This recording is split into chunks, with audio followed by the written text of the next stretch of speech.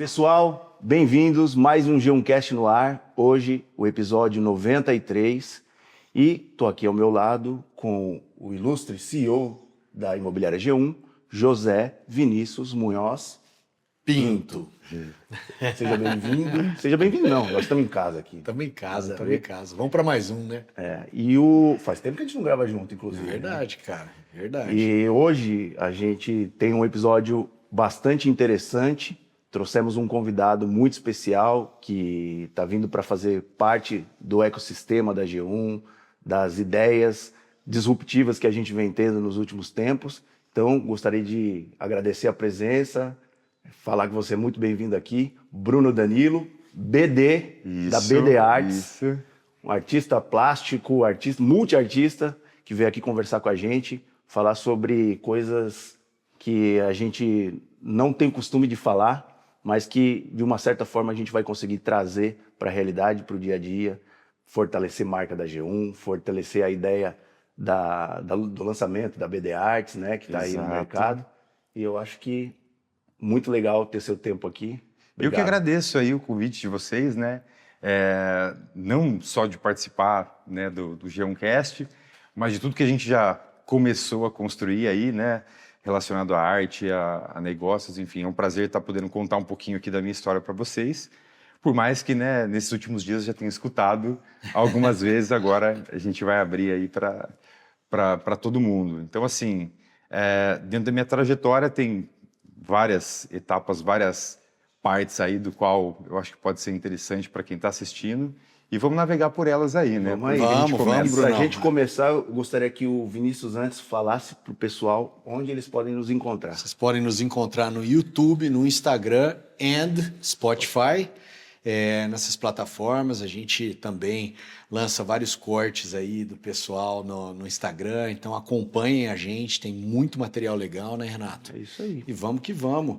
Então, para a gente dar o start aí, Brunão, acho que, como você falou, eu já escutei a sua história, né, algumas vezes, algumas partes dela, sempre tem alguma coisa nova, e é muito legal o pessoal conhecer o que trouxe o Bruno até o artista que você vem desenvolvendo muita coisa legal aí. A gente vai falar um pouco do teu trabalho, mas onde que começou isso? Lá na tua infância? Isso é desde sempre? Surgiu em algum momento específico tua aptidão para a arte? Como é que foi, cara? Conta pra gente. Cara, eu vou cortar lá pro início aí de toda a minha história, né? Eu acho que desde o início da minha memória eu consigo conectar com o meu momento atual, né? E esse desejo e essa vontade de viver e trabalhar com arte vem desde então, né? Então, eu acho que minhas primeiras memórias são de 3 ou 4 anos aí, e o que ela tem em comum com os dias de hoje foi principalmente a participação da minha mãe, né? Muito ativa, muito importante em toda a minha história. Mas começando lá, né, do início da minha infância, então eu sempre brinco, você já escutou essa piada algumas vezes, como não tinha diagnóstico para TDAH, né, que existia, mas não era comum, então a minha mãe me chamou de artista desde pequeno. Então, para todas essas características aí, né, que são bem evidentes aí do TDAH e que às vezes desagradam as pessoas, a minha mãe acabava me defendendo, colocando eu nessa caixinha de artista, né? E no final do dia acaba que ela, né, que é a grande artista aí da história. Então eu sempre muito próximo a ela. Ela também é multifacetada, então ao longo aí desses, mais de 30 anos aí de arte que eu considero que eu esteja fazendo desde a minha infância, acompanhando ao lado dela, então toda nova técnica, nova ideia, tudo que ela ia desenvolvendo, eu estava do lado dela ali, acompanhando, né? Eu sou filho temporão, então acabei que sou bem conectado a ela, assim. Então, naturalmente, né, eu fui me desenvolvendo, mas tem... Como que é o nome da mãe? Eliane. Eliane. Dona Eliane. Beijo, mãe. Então, assim, desde pequeno eu fui acompanhando, e assim, até ela sempre foi muito trabalhadora, então também tenho muito disso, assim, né? Então, ela nunca deixou de trabalhar, ela nunca trabalhou para alguma empresa, para algum negócio. Então, ela já tinha essa alma empreendedora também. Então, cada ideia que ela tinha, e ela se jogava, enfim, trabalhava, e eu, né, naturalmente, não ia atrapalhar ela. Então, o que ela estivesse fazendo, ela dava para mim me distrair. Então, se ela estivesse costurando, ela me dava tecido, tesoura, né? E aí eu fui me aperfeiçoando e fui pegando gosto por isso. Tem até um episódio da minha adolescência que eu acho que é relevante de contar, que em certo momento assim da minha vida, quando eu tive uma conexão muito forte, uma paixão ali pela moda, minha mãe tinha que esconder todas as tesouras de casa, porque eu cortava tudo. Você tá brincando. Com que Inclusive, idade isso aí, mais ou menos? cara, isso eu acho que com uns 12, 13 anos, né? Então, esse período da infância, eu passei ao lado dela, já aprendendo, desenvolvendo muitas técnicas e coisas. Que tipo de arte a tua mãe fazia, efetivamente? Cara, eu acho que assim, são tantas coisas que é difícil listar, mas a memória mais latente que eu tenho, não só dela, né? Porque meu pai também estava ali para ajudar na parte mais difícil da mão de obra, enfim. Ela transformando a minha casa. Então, assim, eu mudei de casa umas 3 ou 4 vezes, só que essas casas que eu morei, elas se transformavam pelo menos, e continuam se transformando, pelo menos 2 vezes por ano. Caramba. Então, eu vivo no período que eu vivi com meus pais, uma reforma eterna. E não era... A transformação do nível de reforma também, de não só de reforma. interiores. Não. Então, ia desde o nível estrutural. Então, cara, eu me lembro, eu acho que assim, da primeira parede eu ajudando a derrubar com 10, 11 anos. Então, era de derrubar parede, de assentar piso. Então, eu imagino tanto de coisa, né, que eu fui aprendendo, fui vivenciando. E, em paralelo a isso, também tem uma parte que está muito presente no meu DNA, que é do meu avô, Danilo, pai da minha mãe, que ele era escultor. Então, eu tive isso na minha infância também, era talentosíssimo, esculpia em madeira, assim, eu tenho algumas coisas dele ainda. Inclusive é o Danilo, que eu herdei, né, o nome Bruno Danilo, não veio de novela mexicana, tá? Nem existia nessa época. Então, Bruno era o desejo dos meus pais, Danilo era meu avô. Então, acho que tudo isso foi fazendo parte da minha construção, né? Então, essas obras, reformas eternas ali que eu fui vivendo. E aí, a cada etapa, cada mudança, eu ia aprendendo alguma coisa, né? Desde de parte bruta a mexer. E assim, eu lembro de um episódio também bem importante, que também tem um pouco de relação com o TDAH, é que quando eu comecei a ter caderno na escola, não tinha nada escrito. E isso foi até quase a conclusão do ensino médio, tá? Se você pegasse os meus cadernos, eram só desenhos. Então, eu gostava muito de desenhar e eu tinha, né? Eu considero isso como um talento aí, né? Divino, enfim. Então, já era identificado. Eu fui criado dentro dessa caixa. Eu tive toda essa atmosfera que foi contribuindo. Aí, cortando para minha adolescência, que eu acho que também tem um papel muito importante ali para minha história, que foi a minha conexão com a moda. Então, assim... Tudo isso aqui em Londrina. Tudo isso em Londrina. Então, tem um período, né, um pouco mais para frente que eu passei nos Estados Unidos, que foi muito importante também, mas toda essa infância e quase toda a minha vivência né, ao longo da minha história em Londrina. Então, cortando para a parte da adolescência, essa conexão com a moda, eu assim, entendo que o porquê que eu busquei a moda, né? Que era um meio que eu tinha acesso, que era possível de eu modificar em mim para melhorar minha autoestima, tá? Não que eu tivesse autoestima baixa, eu nunca sofri disso, mas eu queria melhorar mais ainda. Então, era alguma maneira que eu conseguia, sem precisar de muito investimento, porque minha família sempre teve uma condição boa, mas nunca, né, foi de ter muitas posses, enfim, eu não podia comprar o que eu quisesse. Então, eu tinha que conquistar. E eu conquistava construindo. Então, assim, uma maneira que eu poderia me destacar frente às outras pessoas e chamar atenção, enfim, de ter um diferencial seria através da moda, isso com 12, 13 anos. E aí tem um episódio muito interessante que, né, eu andava com a galerinha da rua andava de skate. Então aí também veio uma conexão muito forte do streetwear na minha vida. E aí meu pai chegou para mim e falou assim, pô, então tá, eu vou te dar um skate, né? Vamos no shopping, né? Porque vocês vão lembrar o Shopping Catuaí. E aí tinha a Marra, Vision, NetWest de uma época, né? NetWest. Que é muito da nossa época. E eu fui lá para comprar o skate, que era caro, né? Chegou lá, escolhi o skate, né? Isso é o início lá da história do Catuaí. Então eu já conhecia o pessoal das lojas, eu estava sempre lá e tal, frequentava. E aí na época hora... do Silver Tape, lembra? Na época do Silver Tape, exato. Tudo tinha Silver Tape. Aham, colocava em tudo. Nossa Senhora! Boneco, Silver Tape. Nossa Exato. Senhora. E aí a gente chegou nesse dia para comprar o skate, montei o skate lá, tal, tudo bonitinho. Na hora de pagar, eu cheguei para meu pai e falei, pai, podemos ir lá fora? Aí chegamos lá fora e tal. Eu falei, pai, eu sei que você vai me dar o skate e tal, mas posso te falar uma coisa? Ele falou, pode, filho, claro. Eu falei, então, eu queria trocar todo o dinheiro do skate em roupa. Porque o que eu queria não era muito andar de skate, eu queria pertencer, né, àquele grupo. E aí eu gostava muito mais das roupas do que do próprio skate. Comprei tudo em roupa. Ele topou, então. Exato. Então, né, foi o primeiro sentimento ali de estar conectado com a moda e tal. E ali foi um caminho sem volta. Que louco. Então, a partir dali, cara, eu comecei a prestar muito atenção. Eu sempre tive uma visão bem para frente, assim, né?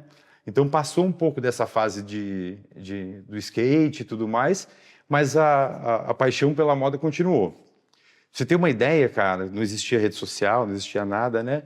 Pinterest, principalmente, que é o que eu uso muito hoje.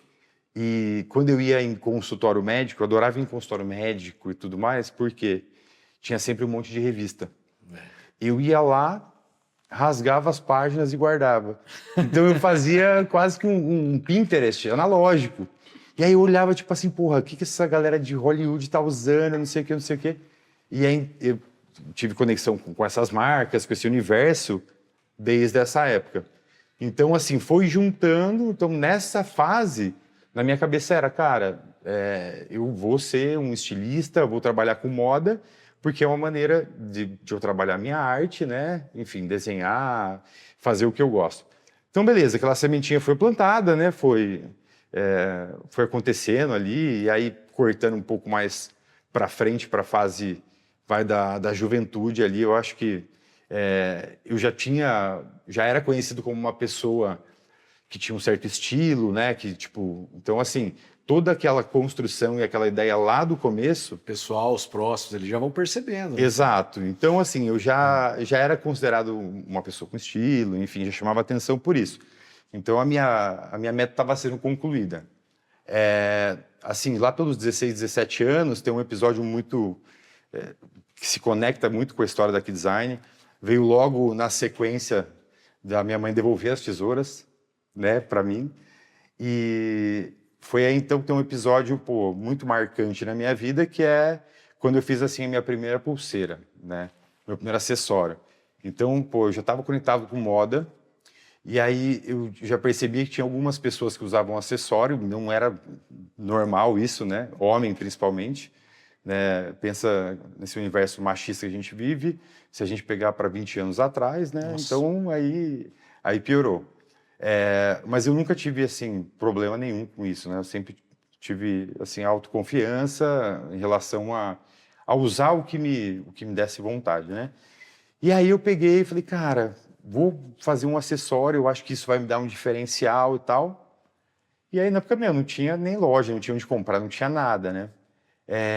Aí eu abri a sapateira do meu pai, vi lá o sapato com cadarço de couro, peguei a tesoura, fui lá e cortei o cadarço do velho.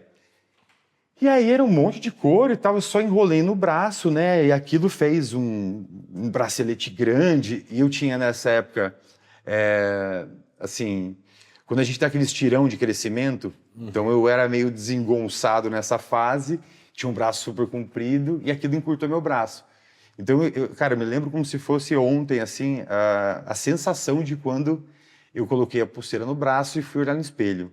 Cara, né, igual quando, você sabe o momento que eu tive relacionado à arte, eu vou contar um pouquinho mais pra frente, né, mas eu brinco que em certos momentos da vida eu escuto como se fossem os sinos do céu tocando, assim, que é algo que vai mudar minha vida. Então, esse foi o primeiro sino que bateu e tocou assim.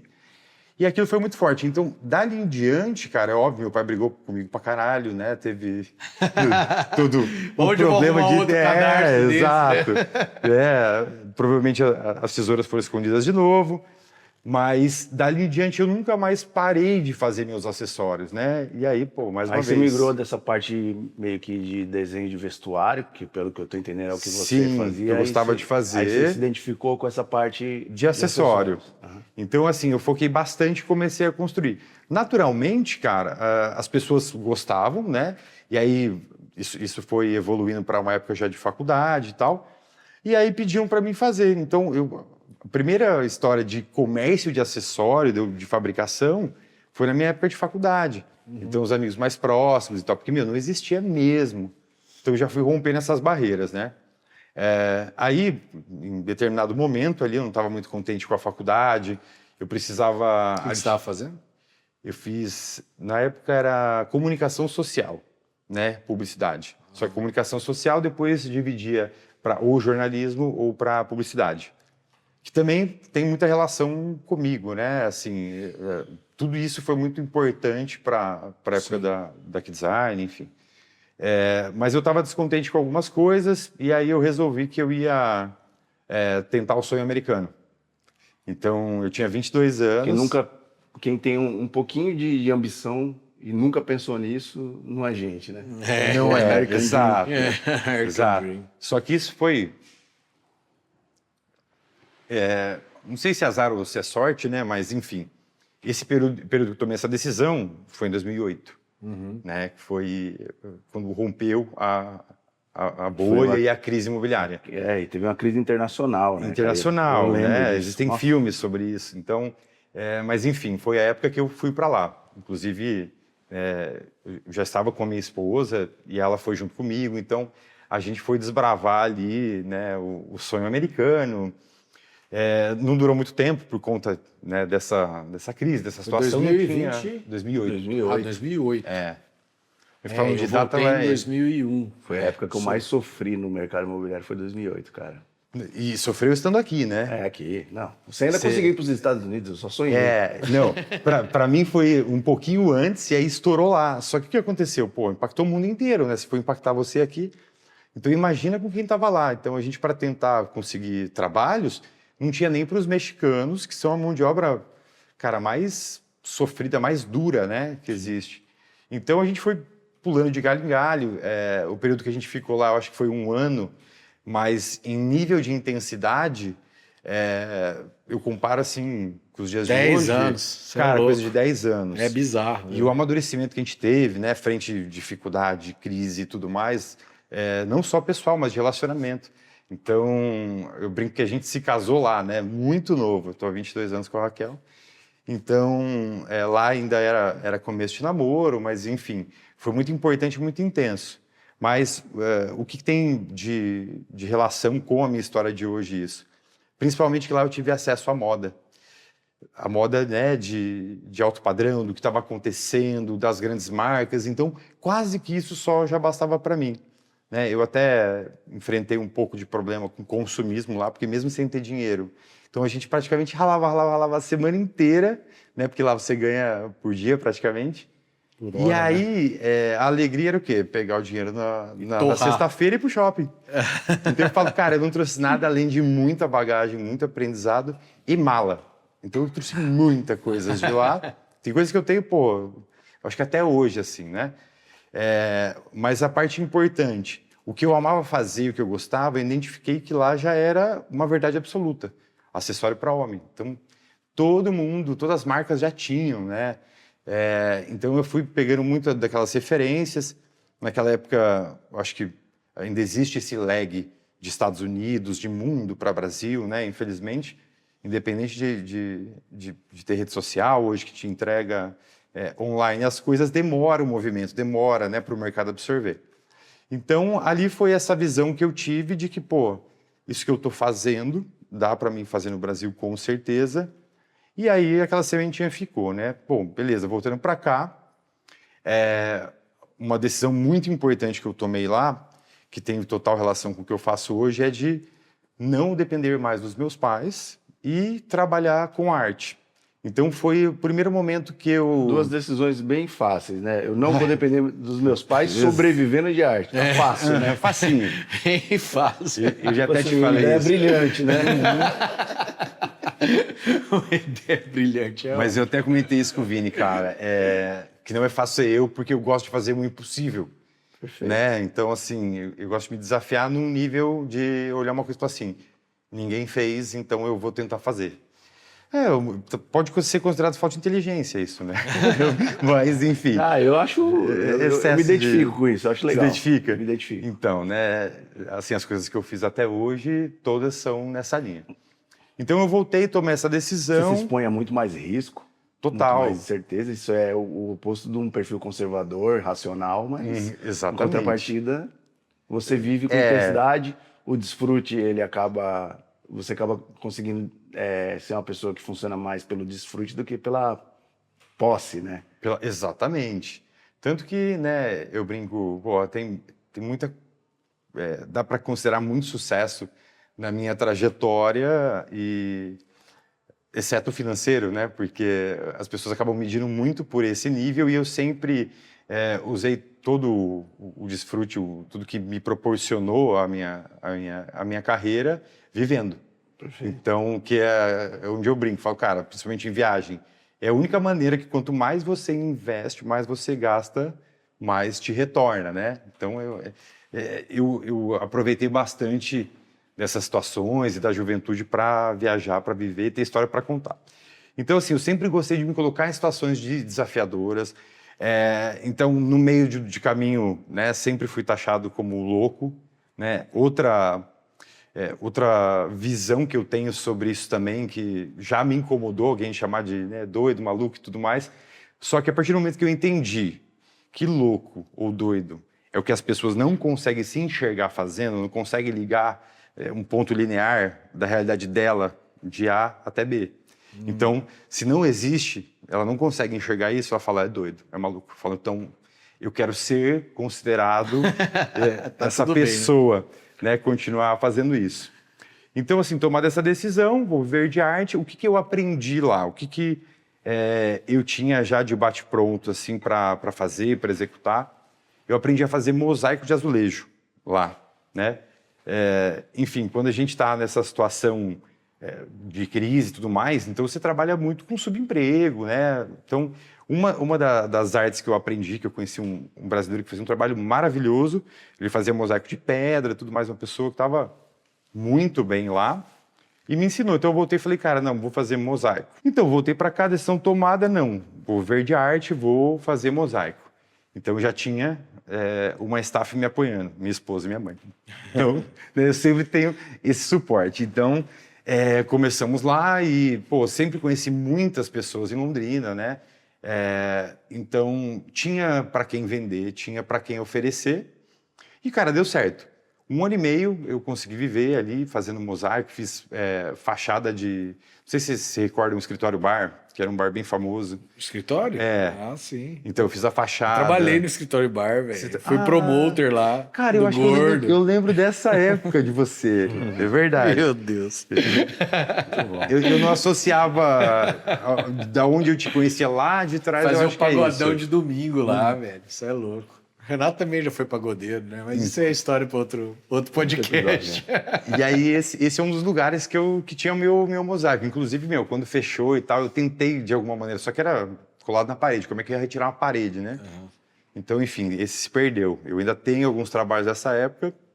E aí, eu considerava que estava no caminho certo, estava super feliz fazendo ali. Então, isso reforçava a minha decisão, reforçava o meu sentimento lá de trás, né? E só que aí estava entrando numa situação ali de um pouco de pressão, né? Porque a classe artística, querendo ou não, ela sofre discriminação, sim, mesmo de quem está muito próximo de você. Então, cara, pressão familiar, natural e tal, beleza. Você é artista, mas aí, você não vai trabalhar? Eu estou fazendo o quê, meu amigo? Mas tudo bem. Então, né, nesse momento apareceu uma oportunidade que aí eu realmente achei que fazia sentido. foi quando a Nextel estava vindo para cá, né? Não sei se vocês se lembram, né? Inclusive se algum cliente tiver assistindo o podcast aqui, pode ser que tenha algum ressentimento de mim, mas enfim. Os Lembra amigos, da Nextel? Eu tive, nossa. que era o rádio, foi uma febre. E eu considero grande parte do sucesso que teve em Londrina, que foi um destaque no Brasil, por conta do meu trabalho e do relacionamento. Enfim, eles estavam trazendo para cá a operação, me convidaram para participar ali da parte comercial. E eu também sempre tive esse lado vendedor. Eu falei, cara, eu acho que é legal, é algo novo, também disruptivo. Enfim, estava entre amigos, estava me sentindo confortável. Falei, não, beleza, então eu vou aceitar. Então esse foi como se fosse meu primeiro emprego, assim, né, da vida.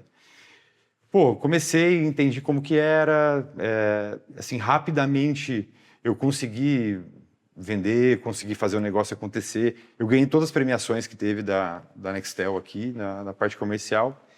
E aí, rapidamente, também tenho facilidade em trabalhar com pessoas, com time e tudo mais. Só que eu era, acho que, um dos mais novos dos vendedores que estava lá, né? E aí, no primeiro ano, eu já assumi parte ali da diretoria comercial. Isso falando, né, da parte dos afiliados aqui, né? Tinha a Nextel mesmo, né, que era matriz. E aí, tinha eles que eram os representantes, que eram meus amigos. Então, do lado dos representantes, eu já estava fazendo todo o acompanhamento, já mais coordenando a parte comercial do que até de fato vendendo. Isso aí durou 3, 4 anos, foi legal pra caramba. Eu tive uma pessoa ao meu lado ali que era um dos donos, se tornou meu amigo, foi um grande professor para mim, a gente falou dele hoje, né? Davi Kushner. Então, eu me desenvolvi muito o lado comercial nessa história. Finalmente eu acabei até me tornando sócio. Eles fizeram um partnership da empresa, né, que era representada da Nextel. E aí foi o início da minha jornada empreendedora ali como dono e tudo mais. Então eu já comecei na dificuldade, por quê?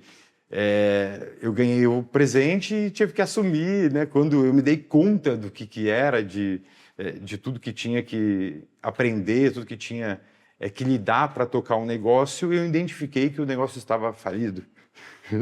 Então, assim, eu conquistei, né? Estava considerando que eu estava... Toma aqui, exatamente, esse presentinho aqui, essa assim, empresa quebrada. Estava no ápice ali da minha carreira, agora, não tem, né? Sou proprietário e aí, não, eu vou ter que desdobrar todo esse empreendedorismo nessa situação de dívida, enfim, né? Que também é uma escola. Então, eu acho que tudo isso é parte muito importante. Dali eu consegui fazer uma migração para Vivo, porque, né, tinha as limitações de Nextel, então deu aquele boom de novidade, começou a despencar e eu consegui migrar para Vivo Corporativo. Toquei ali algum tempo e tudo mais, só que telefonia é para matar, né? Então, é só problema, só dor de cabeça. Então, eu estava pegando todo o network, toda a credibilidade que eu tinha construído e jogando na lama. Eu falei, talvez o que eu tenha de mais importante, eu tô queimando, né? Então, eu vou puxar isso de lado. Nessa história, eu já estava querendo retomar a história com a arte, retomar a história com a moda, a história com as pulseiras. E é importante ressaltar que eu nunca deixei em nenhum momento de estar fazendo arte como hobby, de estar trabalhando com moda, de estar fazendo os acessórios, porque eu nunca deixei de usar. Então, nesse momento da minha vida, eu já era conhecido como o cara dos acessórios. Tipo, né? Tava sempre cheio de coisa. Eu até brinco, falo, ó, árvore de Natal passando. Então, eu já era essa pessoa. E aí, eu comecei a levar isso mais profissionalmente. E aí, teve um amigo que voltou dos Estados Unidos também e me trouxe algumas referências já de marcas que eram só de acessório. E uma delas explodiu minha mente. Que estava trabalhando materiais inusitados, que eu gosto muito disso, de mistura de materiais, inovação. Então, era uma marca americana que estava trabalhando com corda náutica, fazendo acessório. Que usava os anzóis, âncoras e tal. Nossa, isso deu uma hypada numa época, cara. Exato, foi nesse momento. 2013, 2014, se não me engano. Exatamente. Aqui Design nasceu em 2012. Tinha uma marca, Miansai. acho que deve existir até hoje, que é Sting HD. Sting HD. Que os caras faziam... Essa foi tipo a primeira de luxo, né? Que era muito Muito legal. Aquelas pulseiras com cor de arraia. Exato, couro de arraia, principalmente. E eles lançaram, inclusive... Cara, eu acredito que sejam eles que lançaram esse padrão de foto em carro de luxo, né? Associando, né, a moda a esse lifestyle. É verdade. Eles foram um dos precursores, assim, uma boa, grande referência. E aí eu comecei a importar cordas dos Estados Unidos, né? Importar assim, né? Minhas amigas estiverem escutando, elas moravam lá. E aí é só chegando corda, eu falei assim, cara, o que você tá mandando varal pra minha casa? Não é varal, não. Varal, isso aqui serve de varal do Brasil, esse tipo de corda, mas isso aqui vai virar uma outra coisa. E, cara, era tão exagerado, sem noção, pra você ter uma ideia, que eu tenho estoque dessas cordas até hoje. Você tá brincando? Tá, dessas primeiras, sim. Porque eu falei, cara, não, isso aqui vai porrar de um nível, né? Que... Então, assim, eram caixas e caixas. E aí a gente nasceu, né? Quer dizer, a história com as pulseiras levando para o lado profissional nasceu daí. Mais uma vez, eu e minha mãe. Então eu trabalhava, namorava, fazia tudo, né? Retomei a faculdade. E aí chegava em casa às 11 horas da noite, minha mãe ficava lá esperando eu chegar, né? Pra gente, pô, sentar no quartinho e ir até as 3 da manhã, criando, trabalhando, desenvolvendo. E você sempre teve nessa época esse hábito mais noturno de Cara, transar, sempre ou não? fui noturno. Até o diagnóstico oficial e o tratamento do TDAH, eu era notívago. A minha vida inteira. Você era o quê? Notívago. Então, assim, eu funcionava... Notívago, nem sabia, nem conhecia essa palavra. Eu aprendi essa palavra com o Jô Soares, cara, que foi... Inclusive, cara, assim, um dos motivadores da minha vida, porque o sonho da minha vida sempre foi dar entrevista pro Jô Soares. Então, isso me motivou muito. E essa palavra eu aprendi com ele, não sei porque isso me veio agora na cabeça. Mas era notívago. Então, assim, cara, depois né, caiu a noite, parece que eu surgia, né? Então, eu também sempre gostei. Invertia. Invertia. Como é que chama? Aquela parada que a gente mede lá. Ô, Jesus. O ciclo circadiano? Não. Ai, gente. Fiz exame dessa bagaça agora, que de manhã tá alto, depois baixa. Cortisol? Cortisol. Cortisol. Cortisol é o que mata o ser humano, né? Esse é um assunto para Seu outra hora cortisol também. é invertido. Invertido. Né? Que é natural do TDAH também. Então, ele acorda arrastado. Eu me identifico também. Se identifica? Então, aí, depois que eu tive o diagnóstico, isso consertou. É totalmente o oposto. Hoje, você sabe... Eu acho a noite mágica, cara. É muito louco isso. Mágica. Não, em casa. Ver o céu à noite, a cidade quieta. Puta, eu acho isso mágico, cara. Cara, Só que eu gosto de trabalhar de dia, eu gosto de viver o dia. Uhum. Só que, tipo assim, na verdade, eu falo isso até pra minha psicóloga. Eu acho que as pessoas, a gente não deveria precisar dormir.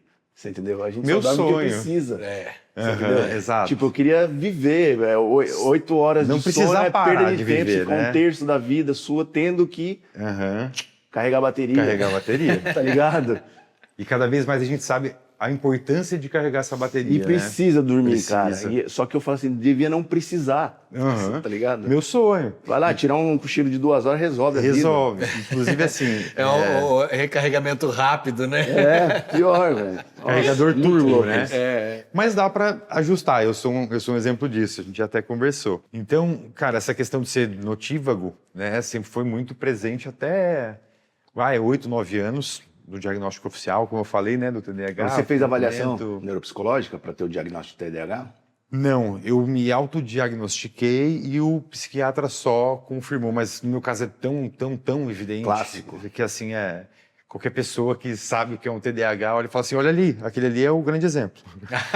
E assim, por você ser artista, ter, né, a cabeça voltada à criação e tal, você, aí é uma curiosidade pessoal, você nunca buscou, ou você já buscou ferramentas, manejo para as peças se encaixarem? Estou falando intelectualmente para você, pelo fato de você ter esse entendimento de ter o transtorno, né? Que isso aí é uma neuroatipicidade. Exatamente. Certo? Então, é uma coisa que, pelo menos, que eu tenho um filho autista. Né? Nível muito 3, parecido, classicão, né? entendeu? Sim. E aí a gente buscou as ferramentas e tal, e daí a gente, quando tem os manejos, as coisas, Sim. As peças se Existem encaixam, as coisas... muitas coisas, muitas ferramentas, né? Isso, hoje em para as dia. coisas fazerem sentido. Você já buscou ajuda profissional para isso ou sempre foi um cara que Cara, self-made? Não, até o diagnóstico, né? Era só o flow maluco daquela vida. Até porque não tinha tanta informação, Não tinha, tecnologia, cara, não né? tinha, A própria nem medicina. sabia, nunca tinha ouvido falar, né? Então eu ia assim no flow, então eu sou TDAH clássico, com todos os níveis altos ali em todas as características, né? Só que não se falava disso, não sabia. Sim. Então, né, eu era o artista que minha mãe me colocava naquela caixa, eu era o maluco para outros, né, enfim, o gênio para outros. Para cada um eu tinha uma característica, só que eu não fazia ideia. Então, não sabendo, não tem como você buscar ferramentas. E hoje a gente tem acesso a isso, né? Na época nem se falava, era só o julgamento, apontar o dedo Não, tô falando, e pronto. eu tô falando assim, tipo, agora, até hoje, você já com aí você certeza, buscou, né? com certeza. Até após o diagnóstico, né, assim, e o tratamento, eu consegui organizar minha vida e ter um nível de produtividade, assim, que eu acho incrível, né? Eu brinco que eu sou máquina de fazer quase tudo que eu me empenho. Antes do diagnóstico, eu não conseguia concluir absolutamente nada, né? Então, começava a fazer alguma coisa. No primeiro momento, eu olhava, me interessava. No segundo, eu me distraía. No terceiro, eu queria ensinar o professor. No quarto, eu ia embora. Então, assim, não conseguia. Inclusive, dentro da sala de aula era muito complicado. Por isso que só tinha desenho e tudo mais. E eu tinha muita facilidade de aprender. Então, era autodidata, continuo meio que sendo autodidata em tudo, né? Legal. Então, as ferramentas que eu usava, sei lá, nem considerava ferramenta. Eu sabia o horário que eu funcionava. Aprendizado por exposição mesmo. Por exposição, exato. Sobrevivência. Tentativa e erro, sobrevivência.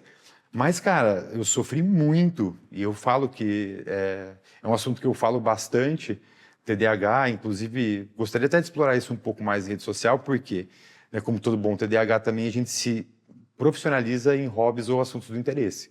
Então, eu sou, assim, especialista em um monte de assuntos aleatórios, desconexos para outras pessoas, mas para mim faz sentido. E o TDAH foi um deles, então eu mergulhei a fundo, então eu tenho um bom conhecimento e as pessoas não fazem a menor ideia do nível de gravidade disso. Sim. É o maior índice de suicídio da humanidade. Então, nossa, e muita gente ainda, porra, tem coragem de falar assim, Fala que é só banaliza, chama rótulo. de vagabundo, enfim, um monte de coisa. É muito sério. Porque você olha a pessoa, você não identifica que ela não é uma pessoa normal ou tem alguma dificuldade ou alguma incapacidade. Agora, por dentro, meu amigo, é onde mora o perigo, porque sofre calado. Então, eu me considero, cara, até o início do tratamento, uma pessoa que sofreu muito a duras penas, por não ter o diagnóstico, não fazer ideia disso, e ainda assim fazer a minha vida funcionar, acontecer tudo isso, né, aos trancos e barrancos. Então, Por outro lado, desenvolveu a sua capacidade de criação, aguçou os seus sentidos, aguçou. né? Porque você precisa se defender de você Exatamente. mesmo. E aí, Principalmente de mim, né? E eu sempre tive esse acolhimento, então eu nunca precisei inibir a minha criatividade. Então, sempre ao longo da minha vida, eu pude explorar isso, né, com as pessoas certas, com os negócios certos. Até antes do diagnóstico, essa era a minha característica principal e eu consegui monetizar isso, consegui transformar em negócio, né? Então, enfim, consegui me virar do jeito que dava. E depois do diagnóstico e tratamento, aí hoje eu me e aí considero... isso é muito legal. Se a gente entrar nesse assunto, eu vou desenrolar um Exato, monte. Aí nós vamos mudar o rumo. Mas voltando para a corda muito náutica. interessante, né? Voltando para a corda náutica. Voltando para as cordas. Então, cara, aí estava eu e minha mãe iniciando, né, o projeto que hoje a gente sabe que é a Key Design. Então, madrugada fora, fazendo acessório e tudo mais, testando. Para quem não sabe, não percebeu ainda no meio da conversa, o cara é um dos fundadores e o criador, a mente criativa da Key Design, que hoje o Brasil e o mundo conhece, tá? Então, assim, a gente veio falando Key Design, fingindo costume, é que a gente não parou para falar que o cara é a mente criativa da Key Design. Esperando chegar lá no momento da história. Mas sim. Então, esse foi o início, né? Real, né?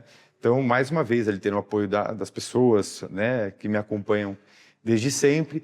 Mas aí, beleza, cara, conseguimos chegar a ter um produto bacana, com diferencial legal, a ideia validada, e patinando, né? E fazendo dentro de casa. Dentro de casa. Mas aí patinando por quê? Pô, temos tudo isso, mas e a parte do negócio, né? De fazer isso acontecer e tudo mais?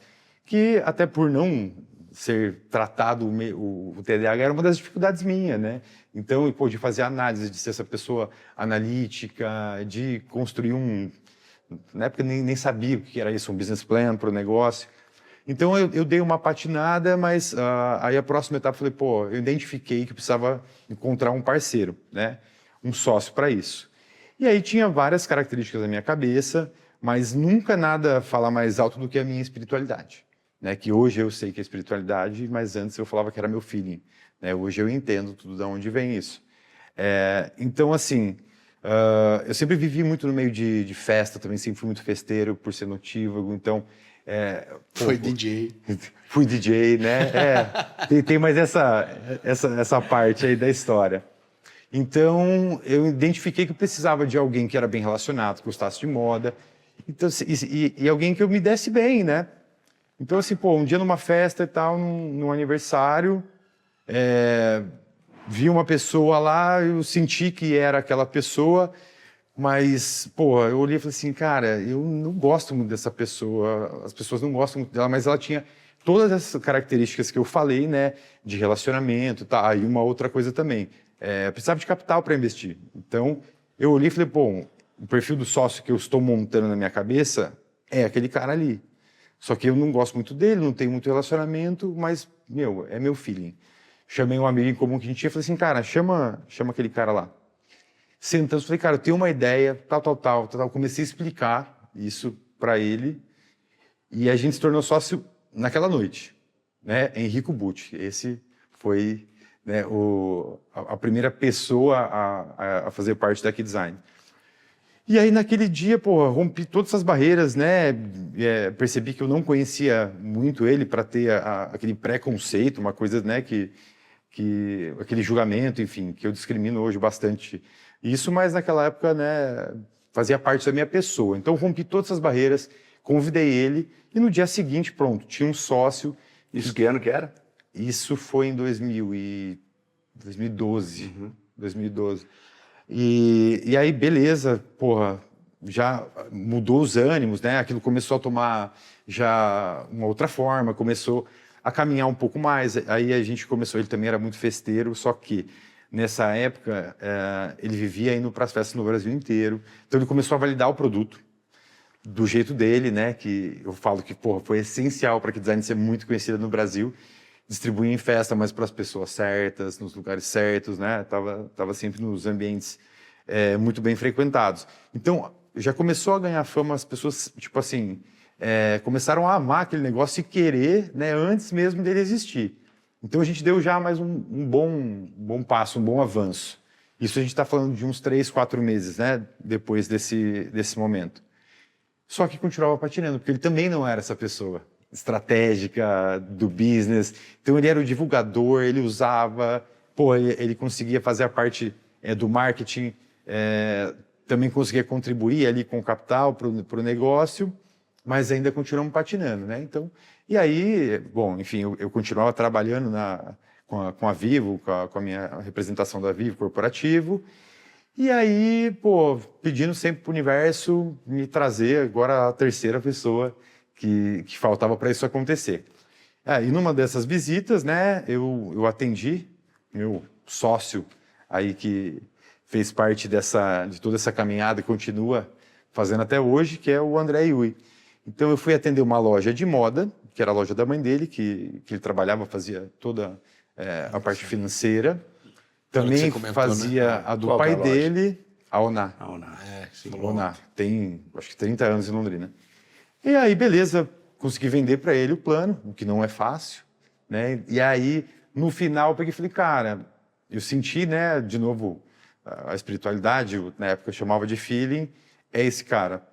Terminamos ali a venda, falei, cara, posso te contar um projeto meu e tudo mais? Peguei, contei para ele, expliquei e tudo mais, e ele só escutando, né?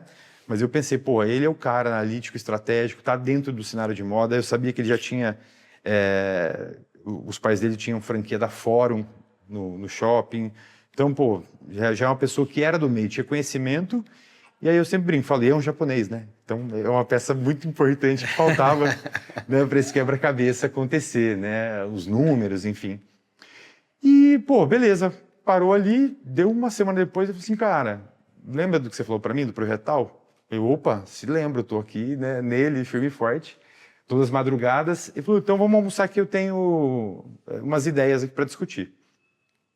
Cara, nesse almoço ele já tinha Excel e projeção para não sei quanto tempo de negócio. Aí o coração bateu, eu falei, puta, aí, agora eu acho que acertamos e o negócio vai andar, né?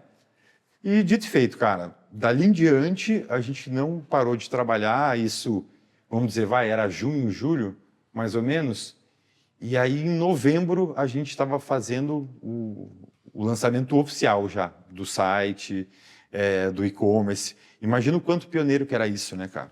Né? 12 para 13, né? O Instagram era só de foto.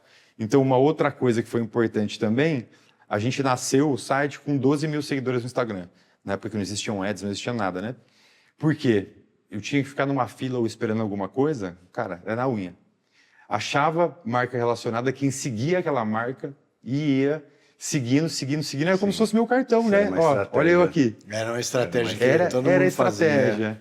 Seguia para a pessoa seguir você de Seguir volta de ou volta. minimamente te olhar, né? Te olhar. Falar, meu, quem que é? Era o cartão de visita, né? Eu Então, conheci olha eu a aqui. Kiddesign na ONA, porque foi logo que eu vim para Londrina, que eu vim 13 para 14, e aí eu tava procurando lugar que eu me identificasse para comprar roupa e tal. Sim. E aí um dos lugares que me recomendaram foi a ONA, Foi o Na. que era uma loja multimarca, Aham. Fuso também, que tem lá no Catuaí. Isso. E aí na ONA eu vi que tinha um display já da Kiddesign, mas aí já era 14 já, 2014. Sim, mas a ONA sempre foi parceira nossa, né? Sim. Desde o começo. E aí Você tinha lá conheceu os as primórdios. bolachinhas, né, Isso. os donuts. A embalagem, que os foi, donuts, né? foi um grande diferencial, grande criação do André, meu sócio, inclusive. Eu comprei umas pulseirinhas. Vocês foram um dos primeiros clientes, cara. Obrigado. Eu juro por Deus, cara, eu comprei, tem até hoje, acho, guardado lá. Sério? Qualidade, ó. Umas de mais de 10 bolinha, anos. umas de bolinha preta, fosquinha, uma outra que era umas bolinhas meio azul que parecia pedra. Eu sei qual um são. negócio assim. Imagina, né, cara? São... E essa era Special Edition, veio na caixinha de madeira. Cara, putz, e essa Special Edition, a caixinha de madeira tem uma história muito Eu boa. tenho, velho, tenho Sério, até hoje. que eu nem lembrava. Se eu te falar quem fez essa caixinha de madeira, você cai de costas. Hoje ele é um artista plástico renomado no mundo. Assim, ele chama Kainan Gartner, ele veio de família de escultores, enfim. E nessa época ele já era artista, né? Pegou esse legado da família e estava começando a dar os primeiros passos fora da caixa da marcenaria e das coisas da família dele. Ele que fez essa caixa. Nossa, eu vou tirar foto depois eu vou te mandar. Exato. Eu Você não teve tenho mais contato essa com a Kiddesign caixa. nessa época, 2014 e tal. Cara, essa caixa, nem as bolachinhas que via a pulseira. Não, isso até hoje permanece, né? As embalagens. É um donut de acrílico. E a pulseira dentro, assim, com um furo no meio. Aí eu lembro que Sim. vocês também Tinha o totem, tem o um totem. displayzinho assim que você enfiava. Pra e fazia colecionar. uma pilha com esses donuts pra A gente guardar a sempre teve, cara, esse capricho de ser inovador, de criar característica diferente e de ser colecionável. Tô tentando lembrar Né? aqui, ó. Comprei olho de tigre.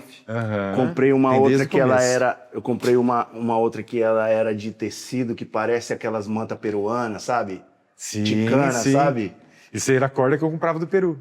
Cara, muito louco. Olha que interessante, cara. Eu tenho até hoje. Pô, que legal. Talvez Eu não quase sabia que todas essas você tinha pulseiras. sido um dos primeiros clientes. Sim, vixe. E comprovando que é pura qualidade desde o primeiro momento, lá, né? Tá até eu hoje. Vou procurar lá, tá? No meio das minhas coisas lá. Que legal. Eu tenho um museuzinho que eu faço, cara, da Kiddesign. E a caixinha, inclusive, do Carnel eu não tenho, que era essa. Você não tem? Não tenho. Eu vendo, hein? Quem sabe trocar por umas artes, Ele deve né? pagar mais caro do que eu, inclusive, cara, porque hoje ele só faz obra assim pra Hollywood. Cara, né? essa Negócio- caixa eu tenho certeza que eu tenho. Não, que legal. Isso vai ser super nostálgico para mim de ver. Então, assim, desde dessa época, aí começou a andar o negócio. A gente startou o site já com 12 mil seguidores, então já tinha uma audiência. Então, assim, foi muito empolgante, cara. Eu vou até abrir o número, porque o nosso primeiro mês a gente criou uma demanda reprimida tão grande, porque eu postava foto de referência, né, de coisas que eu achava usando acessório, até da Sting HD que já existia. Então a gente criou essa demanda. Então quando nasceu o site, cara, o primeiro mês nosso de faturamento deu mais de 30 mil reais vendendo pulseira. Principalmente pulseira. Tinha colar, era pouca coisa. A gente nasceu também com um pouquinho de vestuário, camiseta, porque todo mundo que tinha uma ideia queria criar uma marca e fazer camiseta. Então, para nós era tipo, vai que, né, isso aqui não dá tão certo, então, né, as camisetas pode ser que leve o negócio, mas não. O que demandou e o que aconteceu sempre foi os acessórios. Então, desde o primeiro mês a gente teve um bom desempenho ali, né? E aí animou. Pô, não, vamos embora. E ali, cara, foi quase um start de um foguete. Óbvio que o segundo e terceiro mês foi metade desse faturamento, já deu aquele banho de água fria, né? Porque a demanda... Estava reprimida, né? Reprimida, né? Então, assim, depois a gente teve um aclive ali, mas, pô, animado, porque continuava vendendo. E fomos entendendo do negócio. E fomos desenvolvendo. Cara, crescendo desde do primeiro momento... Vai lá. E a gente foi... uma outra onda que a gente surfou, que fez muita diferença para nós, a gente sempre foi do digital. Então, a gente é pioneiro, né? Então, vamos falar que a gente estava sendo pioneiro no digital, a gente é reconhecido por isso, inclusive, vários players grandes, a gente palestrava e falava sobre, empresas grandes mesmo, assim, né? Chamavam a gente como referência, principalmente do digital, que foi onde a gente se desenvolveu bastante. E a gente surfou a primeira onda do marketing digital, do ads, de campanha paga. Então, quando existiu isso, a gente já estava estudando para aplicar. Exato. Então a gente conseguiu dar uma alavancada tão grande em primeiro mês de existência de Facebook Ads, assim, que isso até quase desnorteou a gente, da gente quadriplicar faturamento. Nossa. Então foi, quase que eu brinco, quase que uma loteria, assim, falar, porra, chama a galinha dos ovos de ouro, né? E a gente, surfou bastante essa onda, só que a gente sempre teve uma cultura de reinvestimento dentro da empresa, né? Então, assim, até a galera abrir e falar, porra, tanto sucesso, tanta coisa que já aconteceu e espera uma riqueza acumulada grande, mas não, a gente sempre reinvestiu. Então, ao longo aí desses 12, 13 anos de Key Design, a gente tem um acumulado de investimento em ads que passa de 20 milhões de reais. Então, sempre fomos muito fortes nisso, pensando, criar audiência, criar público. E no final das contas, cara, o grande legado do que a gente criou, que inclusive é reconhecido pelo ChatGPT, isso eu falo, não tem preço, né? Nem se você quiser comprar, enfim, não tem reconhecimento maior do que esse, é que, na verdade, a gente criou um mercado, né? Então, toda essa história, toda essa trajetória, não é sobre... também... mas não é principalmente sobre branding, sobre criação de marcas, sobre empreendedorismo. Cara, é criação de um mercado, que é algo que é muito mais complexo do que isso, né? Sim. E realmente, cara, e aí uma pergunta frequente é sobre, cara, a tua barreira de entrada é pequena, os concorrentes, então assim, isso atrapalhou vocês? Cara, a somatória de todos, lá para frente, começou a atrapalhar um pouco, né?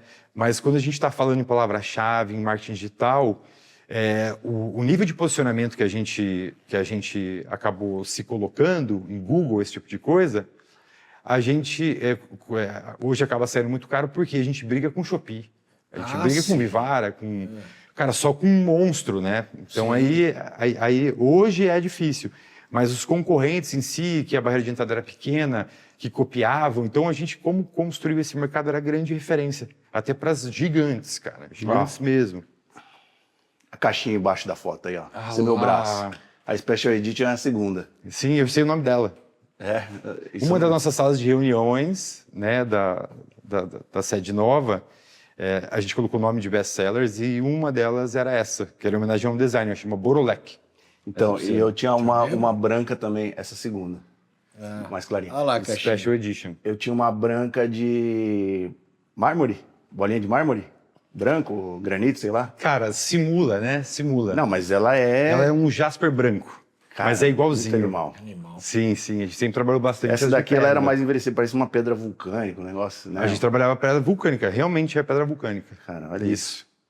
Mas, Toda porosa, mas essa furadinha. lapidação redonda, essa parada... Então, qual que foi um grande diferencial nosso também, né? Special Edition. E falando um pouquinho mais pro meu lado, né, cara? O André sempre foi mais pro lado do negócio em si, né? Da parte digital do negócio. E o meu lado, naturalmente, acabou ficando para a parte de produção. Sim. Então, fábrica era a minha casa. Eu quase não ficava no escritório. Então, como a gente sempre teve uma mentalidade de gente grande, desde do momento zero, eu brinco que a empresa tinha 3 pessoas e nós já tínhamos o CEO, já tinha né, todas as nomenclaturas de negócio grande. Então, a gente sempre teve essa mentalidade, né? E aí, o meu lado ficava a parte produtiva, então a gente sempre pensou em escala, em vender muito.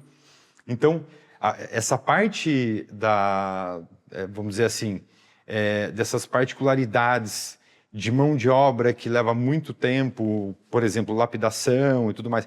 E a gente tem que ressaltar que a gente trabalhou sempre com semi-joias, né? Então, pensando na escala e tudo mais, não dava para depender de uma mão de obra só, mão de obra qualificada, que todo mundo sabe o quanto é difícil isso. Então, eu desenvolvia esses produtos, né? A grande parte deles na China, principalmente pela qualidade, que o Brasil não entrega até hoje, né? O aço primordial, o metal primordial nosso, que sempre foi o grande diferencial, o aço inox, até hoje não tem nenhuma indústria que faz no Brasil para bijuteria, faz para outras coisas, mas não faz. Então a gente foi buscar como a gente desenvolveu esse mercado, eu tinha que atender um público que era o mais difícil do mundo, o homem. Então eu até brinco, falo, cara, minha missão era mais do que impossível, porque eu tinha que criar um produto que o homem não usava, para começar, que ele entrasse e saísse sozinho do pulso do homem, que durasse a vida toda e custasse R$50. Então, essa era a missão, só isso. E quebra uma crença limitante, né? Não, mas era quase impossível. Então, assim, eu tinha que desenvolver toda essa matéria-prima de fora. Então, eu me desenvolvi na parte de produção, na parte de fabricação, de importação. Então, essa era muito do meu lado lá dentro. Então, essas particularidades que tem muito em joia, de lapidação e tudo mais, a gente foi acontecer mais lá para frente, quando a gente começou a trabalhar mais material nobre, né? Prata, enfim. Então, beleza. Aí eu acho que, assim, grande parte da história da Key Design é conhecida. Depois a gente teve um sócio muito famoso também, né? Que ajudou a dar mais visibilidade para o negócio. Mais uma vez a gente inovou. Então, o primeiro case, cara, de Brand for Equity no Brasil, né? Com um homem, foi a gente que fez, com o Caio Castro. Então, a gente colocou ele para dentro, inclusive, um cara muito especial, assim, que eu tenho uma ligação pessoal, e ele ajudou a dar mais um boom na marca, assim, né? Então, assim, a gente era muito conhecido pelo marketing, então a gente conseguia afetar todo mundo. E aí teve essa segunda onda, assim, de reconhecimento, que foi por conta do Caio Castro. E aí saiu em toda a mídia, enfim, né? A gente trabalhou bastante aí também essa parte de PR.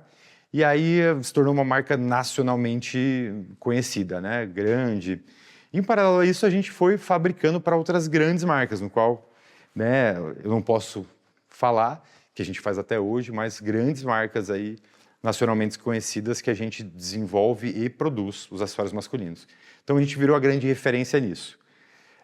Agora cortando um pouquinho mais para o meu momento atual, né? Muito mais importante da minha vida, né? A paternidade. Então, aconteceu bem no começo da pandemia, né?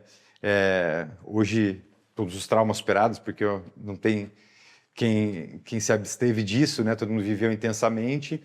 Mas esse momento de paternidade, de eu estar dentro de casa, isso... Hoje você tem um menino ou uma menina? Uma menina. 5 anos? 6 anos, a Elis. Não, porque eu também tive um... Você também foi na pai. pandemia. Então você sabe bem... Vai fazer 6 anos em julho. Bem complicado. A Elis, ela nasceu no primeiro lockdown de Londrina que teve. E até foi prematuro, né? Não tinha ninguém no hospital assim. Foi março de... Abril de 2020. 2020. Isso. Uhum. Então, eu me tornei pai. Eu tinha acabado de mudar para uma casa grande. E aí foi propício para o momento acontecer de trazer os hobbies, minhas paixões. E naquele ambiente de dentro de casa, eu comecei a voltar a botar a mão ali na arte, certo? E, tudo que eu faço é um mergulho profundo, intenso, né? Então, no momento que começou a me dar prazer de novo, aquilo ali era um escape.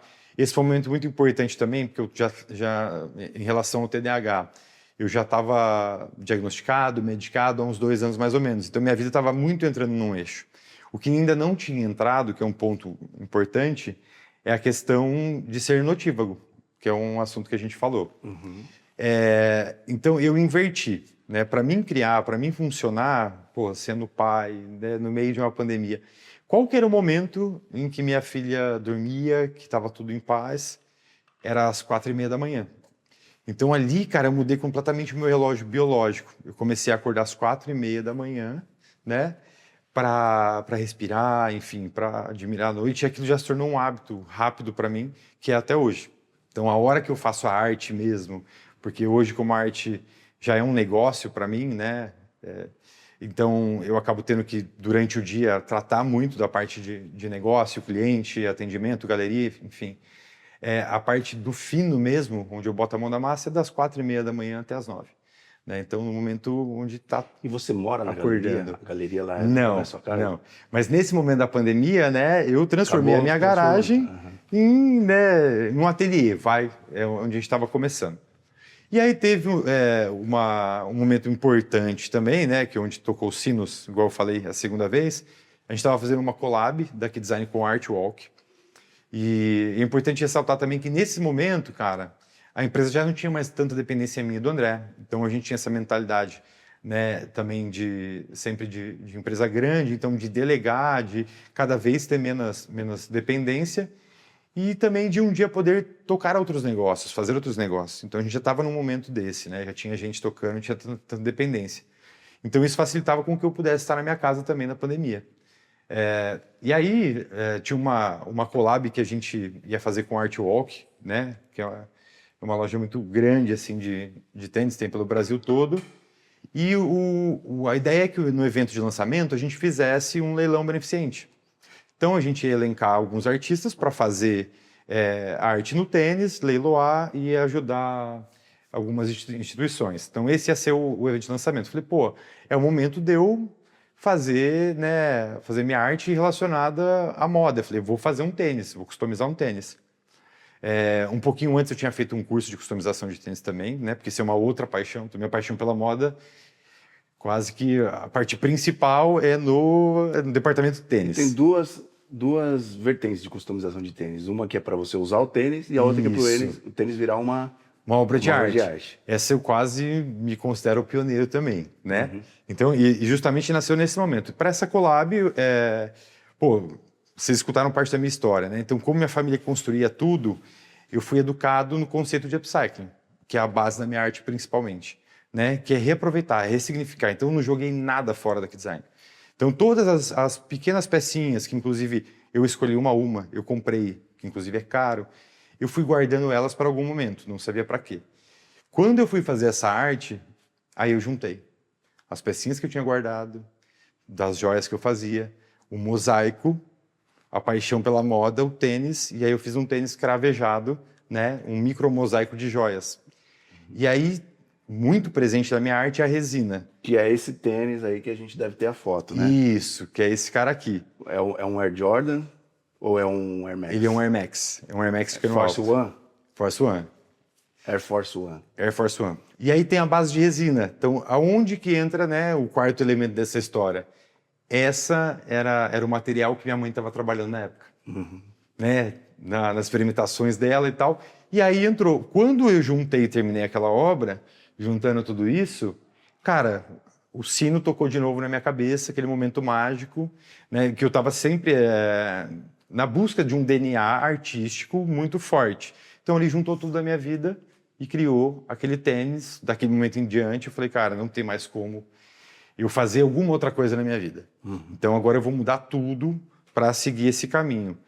Daquele dia em diante, cara, eu não parei de praticar, de trabalhar, de fazer, tanto que hoje, desse momento até de 2020 até eu conseguir pivotar a minha vida somente para arte, né, de não ter mais nenhum, né, uma outra coisa, uma outra ocupação sem ser a arte, que foi 2023. Em 3 anos eu construí quase 2.000 obras. Então, bom, vocês conheceram na galeria, né? Eu acho que dá até para passar um pouquinho. ali é uma pequena fatia do que, né, não saiu, né, do que não foi para o Brasil e agora tomando caminhos aí para o mundo. Então, aquele foi o momento assim decisivo da onde, né, eu dei continuidade e aí o universo foi conspirando. Depois que eu tomei essa decisão, aí, cara, subsequência de coisas legais, de parcerias, e eu enxerguei que daria para transformar a arte em um negócio recorrente, atendendo o network que eu já tinha construído, né, para fazer obra de arte corporativa. Então, uma das especialidades é o quê? Projetos corporativos, que inclusive a gente está, né, desenhando aí o início do projeto da G1. Sim. Então, eu fiz algumas segmentações dentro da arte que me permitiu transformar aquilo em um negócio. Então, a arte pura, né, como o DNA, enfim, as obras mais elaboradas, demoradas. A parte do corporativo, onde eu consigo, através da impressão 3D que eu me desenvolvi, criar obras de arte que continuam sendo exclusivas, porque todas têm o toque manual, têm assinatura. A modelagem ela é autoral, né? É autoral, isso é importante ressaltar, mas é escalável. Então a gente consegue recorrência. Então eu tenho alguns grandes clientes já de obras de arte corporativa, além de continuar fazendo as exclusivas. E tem projeto novo, né, nascendo aqui também. Esse spoiler eu acho que eu não vou dar, mas enfim. E chega aos meus dias atuais como artista plástico, com o trabalho que vocês Inclusive, estão a gente tem conhecendo. um pouco da materialização, né, do que as imagens da galeria aí já mostraram, que são aqueles dois. Isso, já temos exemplares Boneco, aqui, ó, né? Presente aí que eu fiz pro meu querido Vini, né? Que tem toda essa relação com o Mickey, de ter morado na Disney, né? Então, eu gosto muito de tentar tocar a alma das pessoas. Então, eu faço projetos exclusivos, né? Então, você vem com a ideia, ou mesmo sem ideia, e a gente constrói isso a 4 mãos. Então, nunca eu brinco, porque as minhas obras são sempre em colaboração com os meus clientes, né? E aqui é o início da colaboração com a G1, né? Que nós estamos construindo, enfim, é simbólico, bem provavelmente vai ser muito diferente do que está aqui, né? Mas é para tirar do chão e materializar, igual você falou. Que é o personagem do jogo Monopoly, que para o brasileiro é o Banco Imobiliário, exato. Uma casinha ali, com a logo da Isso, com a logo da G1. que representa aí o nosso mercado, né? Fiz essa versão vintage aí para simbolizar, né? Óbvio que a gente vai fazer algo muito mais a fundo, né? Em cima de toda a construção que a gente vem fazendo para entender. Eu faço muito essa imersão dentro do cliente para entender a mentalidade, até o que ele não sabe ainda, né? O que ele quer, e eu aplico essa minha construção, esse conhecimento de construção de marca, enfim, que é algo que eu amo, para trazer isso para os meus clientes. Aproveitando para fazer um merchan, né? Eu acho que quem gosta de arte, tem curiosidade de conhecer, eu acho que vale a pena entrar no Instagram do BD. O Instagram também tem site, né? A gente deixa aqui BD Arts, o Instagram é @BD_Art. Então tá aí na tela. Isso.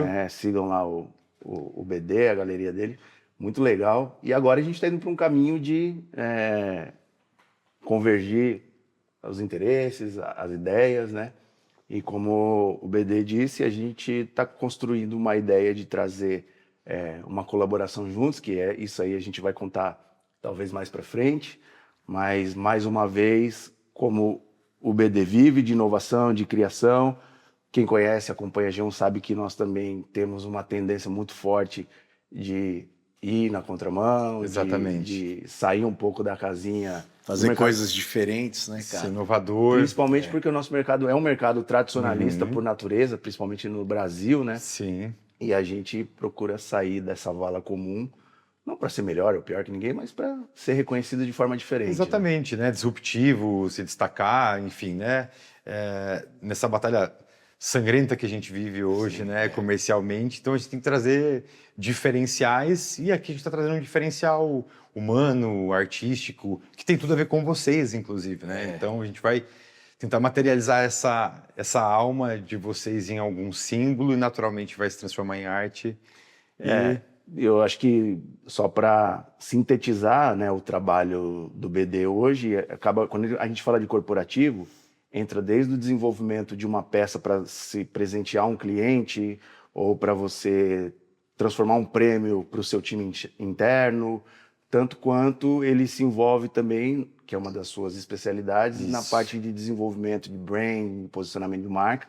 Exato. Que isso é uma coisa que a gente tem um DNA muito forte, né? Também quem acompanha já sabe que o nosso marketing ele é talvez uma das maiores alavancas que a gente tem aqui para posicionar a empresa como a gente gosta de ser O reconhecido. podcast é um grande exemplo, né? Exato.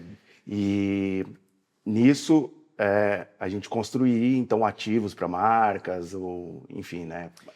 Que é o que nós vamos construir. Aguardem, né? Aguardem porque... Aguardem, porque logo, tem logo mais sai coisa do legal forno. vindo aí. A gente... Essa conversa com o Bruno aí tá em um mês, mais ou menos aquela comparação que você fez do um ano Da que você viveu nos intensidade. Estados Unidos, né? Exato. E para parecendo 10 anos, a gente está conversando aí faz mais ou menos uns 30, 40 dias, mas é a intensidade, né? E a partir do momento que fomos lá, conheci teu ateliê, depois a gente foi conhecer o ateliê do Zé Gonçalves também. Exato. Lá, né? Isso é um Foi um negócio muito divisor legal. de águas. E muita coisa que a gente, como o Renato falou, a gente gosta de construir, gosta de ir na contramão e olhando, fazendo assim uma conexão do mercado da arte com o mercado imobiliário, com a atuação da G1 dentro de um nicho que a gente acredita muito, que é o médio, mas principalmente o alto padrão, né? E tem muita conexão. São mercados que têm total relação, né? Exato, cara. Então é um negócio que a gente está olhando com muito carinho e com certeza para a nossa audiência, para os nossos clientes, para os nossos parceiros, a gente vai trazer muita coisa legal aí ao longo desse final de ano e ano que vem, né, Renato? É isso, e as coisas surgem assim, né? Exato. Isso aqui não estava no business plan de ninguém, De né? ninguém, absolutamente ninguém, cara. Isso que é o mais legal. Eu costumo repetir bastante isso. Acho que as coisas mais mágicas da nossa vida profissional, corporativa, elas acontecem nos corredores, não nas grandes reuniões, né? Totalmente. Aconteceu no aniversário de criança. É verdade. E é isso. Só agradeço, né? Legal. Toda a confiança, enfim, que a gente construa não só o asset, né, tão sonhado, mas bons negócios, boas memórias, que eu acho que a vida é feita disso. É isso mesmo. Aproveitar, Brunão, para agradecer teu tempo, cara. Agradecer você vir aqui compartilhar tua história, como a gente estava falando nos bastidores. É muito legal você ter isso daí para depois, né, mostrar para sua filha lá na frente, tudo, a sua história, que é uma história muito inspiradora também para muita gente que de repente não tem coragem ou tá travada pensando, pô, cara, né, será que vale a pena eu apostar num sonho, né, cara? Tá aí No você... final do dia, eu acho que o meu propósito é esse, cara. E eu boto muito a minha cara, inclusive, mais uma vez, para passar essa mensagem. Nada é impossível desde que você acredite. Tem que acreditar e suor e sangue todo dia, mas eu acredito que eu sou um grande exemplo de que, cara, tudo é possível. Então, acreditem. É isso aí, ó. Um belo fechamento, né, Renato? Fechamento. Obrigado também, BD, pela presença, pelo tempo. Foi um episódio muito legal. E a gente agora vai deixar com vocês aí... Qual que é o final mesmo? O que fala no final? E aí a gente conclui esse episódio maravilhoso. Você vai ter que colocar preto e branco essa parte. O encerramento é mais difícil, cara. Sempre é. E aí a gente conclui esse episódio sensacional que a gente teve aqui com o BD, da BD Arts. Então, você que ainda não é inscrito no canal do Joãocast, se inscreva aí, coloca o sininho para tocar, acompanha a gente no Instagram, em todos os canais. E obrigado, BD. Valeu, Eu que agradeço. Valeu, meu irmão. Valeu, Brunão. Tamo junto. É isso. Valeu. Vamos que vamos.